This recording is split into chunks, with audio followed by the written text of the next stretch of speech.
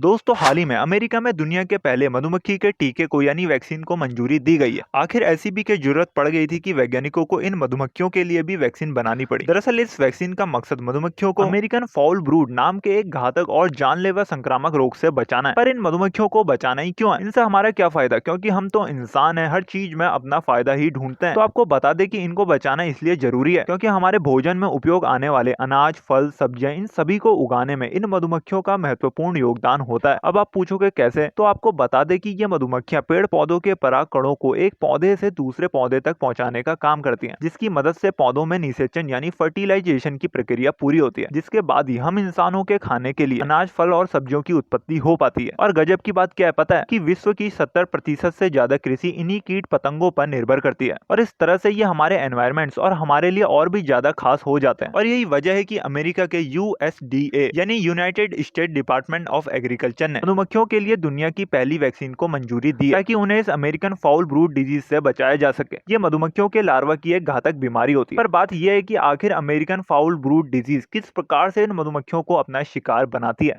दरअसल मधुमक्खियों में ये AFB डिजीज पेनीबैसिलस लार्वा नाम के एक बैक्टीरिया के कारण होती है। पेनीबैसिलस बीजाणु यानी स्पोर बनाने वाला एक बैक्टीरिया होता है जो कि पूरी दुनिया भर में पाया जाता है और ये बहुत ही हाई टेम्परेचर में भी जिंदा रहने में सक्षम होता है। ये रोग मधुमक्खियों में तब शुरू होता है जब वे अपने भोजन के साथ इस AFB से युक्त वाले बीजाणु को निगल लेते हैं या फिर कह सकते हो इसे खा लेते हैं, जिससे ये रोग मधुमक्खियों की पूरी कॉलोनी में फैल जाता है और इससे संक्रमित बच्चे आमतौर पर प्री प्यूपल या प्यूपा अवस्था में ही मर जाते हैं। अब आप ये भी सोच रहे होंगे कि ये प्यूपा या लार्वा आखिर होता क्या है, तो आपको बता दें कि एग यानी अंडे से एक पूरी तरह वेल डेवलप्ड मधुमक्खी बनने की प्रोसेस मधुमक्खी नॉर्मली 4 स्टेजेस यानी अवस्थाओं से होती हुई गुजरती है और इन अवस्थाओं में से प्यूपा और लार्वा अवस्थाएं भी होती है। खैर दोस्तों, अब बात करते हैं इस वैक्सीन के प्रयोग की। तो इस वैक्सीन को मधुमक्खियों के छत्ते की श्रमिक मधुमक्खियों के खाने में मिला दिया जाएगा, जिसके बाद ये वैक्सीन मधुमक्खियों के उस खास रॉयल जेली में चली जाएगी जो रानी मधुमक्खी द्वारा खाई जाती है। अब क्योंकि यही खास मधुमक्खी होती है जो मधुमक्खियों के बच्चों को जन्म देने की क्षमता रखती है, कॉलोनी की किसी भी मधुमक्खियों में ये क्षमता नहीं पाई जाती। तो इस तक ही वैक्सीन पहुंचाना वैज्ञानिकों का खास मकसद हो जाता है, जिससे आगे जो भी बच्चे पैदा होंगे उनमें इस बीमारी के प्रति रोग प्रतिरोधक क्षमता डेवलप हो जाएगी और मधुमक्खियों की कॉलोनियां इस बीमारी की चपेट में आने से बच जाएंगी। आपको बता दें कि ये vaccine biotech company Dalan animal health ने बनाई है।